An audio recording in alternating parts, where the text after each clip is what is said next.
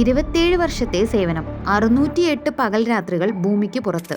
ഒടുവിൽ ബഹിരാകാശത്തെ ആ അത്ഭുത വനിത തന്റെ സ്പേസ് സ്യൂട്ട് അഴിച്ചുവെക്കുന്നു. സുനിത വില്യംസ് US ബഹിരാകാശ ഏജൻസിയായ നാസയിലെ ദീർഘമായ 27 വർഷത്തെ കരിയറിന് ഫുൾ സ്റ്റോപ്പ് ഇട്ടിരിക്കുകയാണ്. അനേകം റെക്കോർഡുകൾ ഉൾപ്പെടെ നേടിയാണ് 60-കാരിയായ സുനിത വില്യംസ് നാസയിൽ നിന്നും പടിയിറങ്ങുന്നത്.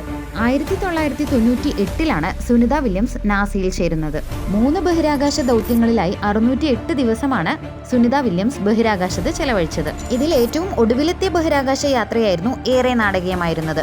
വെറും 8 ദിവസത്തേക്ക് പോയ സുനിത വില്യംസ് പേടകത്തിന്റെ തകരാറ് മൂലം 286 ദിവസമാണ് അന്താരാഷ്ട്ര ബഹിരാകാശ നിലയത്തിൽ തങ്ങിയത്. 9 തവണകളിലായി 62 മണിക്കൂറും 6 മിനിറ്റും ഇവർ ബഹിരാകാശ നടത്തത്തിന് വിനിയോഗിച്ചിട്ടുണ്ട്. ഏറ്റവും കൂടുതൽ സമയം ബഹിരാകാശത്ത് നടന്ന ആദ്യ വനിത, ബഹിരാകാശത്ത് വെച്ച് മാരത്തൺ ഓടിയ ആദ്യ വ്യക്തി. ഈ റെക്കോർഡുകളോടെ ആകാശത്തോളം നമ്മെ സ്വപ്നം കാണാൻ പഠിപ്പിച്ചാണ് സുനിത വില്യംസ് പടിയിറങ്ങുന്നത്. വീഡിയോ യൂസ്ഫുൾ ആയ ലൈക്ക് ചെയ്ത് ചാനൽ ഒന്ന് സബ്സ്ക്രൈബ് ചെയ്യണേ.